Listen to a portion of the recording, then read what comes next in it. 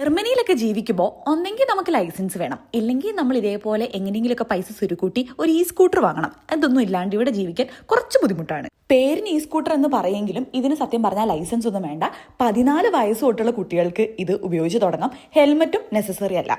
ഇനി നമ്മൾ ഇൻഷുവേർഡ് ആണോ എന്നൊക്കെ അറിയാനായിട്ട് 2024 വണ്ടി വാങ്ങുന്നവർക്ക് ബ്ലൂ, അത് കഴിഞ്ഞ് 25 ഗ്രീൻ, പിന്നെ 26 വണ്ടി വാങ്ങിച്ചവർക്ക് ബ്ലാക്ക് ആയിട്ടുള്ള ഈ ഒരു നമ്പർ പ്ലേറ്റ് ആണ് കേട്ടോ വരുന്നത്. ഞാൻ നമ്പർ പ്ലേറ്റ് ഈ സമയത്ത് വാങ്ങിച്ചിട്ടുണ്ടായിരുന്നില്ല, കാരണം ഇത് വന്നതല്ലേ ഉള്ളൂ. ട്രെയിനും ബസ്സും എല്ലാം വിത്തൗട്ട് റീസൺ വൈകുന്ന ഒരു രാജ്യമാണ് ജർമ്മനി. അപ്പോൾ ഇവിടെയുള്ള നമുക്കൊക്കെ പ്രത്യേകിച്ച് സ്റ്റുഡൻ്റ് ആയിട്ട് ഇരിക്കുമ്പോൾ അറ്റൻഡൻസും സമയമൊക്കെ നെസസറി ആണെങ്കിൽ നമ്മൾ എന്തായാലും ഇതുപോലെ ഒരു വണ്ടി വാങ്ങുന്നത് നല്ലതായിരിക്കും. ഞാൻ സൈക്കിൾ ബാലൻസ് നാട്ടിൽ എനിക്ക് ഓൾറെഡി ഉണ്ടായിരുന്നു ഗൈസ്, എന്നാലും ഒന്ന് പഠിച്ച് ശീലിക്കുമായിരുന്നു ഇതെങ്ങനെയാണ് ഇതിന്റെ പ്രവർത്തന തത്വം എന്നൊക്കെ. പല റേഞ്ചിന്റെ ഈ സ്കൂട്ടർ ഉണ്ട് കേട്ടോ. അപ്പോൾ 30,000 ഉണ്ട്, 60,000 ഉണ്ട്. അപ്പോൾ നമ്മൾ വിചാരിക്കും ഇത് എന്താ ഇതിന്റെ ഡിഫറൻസ് എന്ന്. അപ്പോൾ ഇപ്പോൾ 60,000 ഒക്കെ വാങ്ങിച്ചു കഴിഞ്ഞാൽ 2 പേർക്കൊക്കെ നിന്നൊക്കെ പോകാൻ പറ്റും.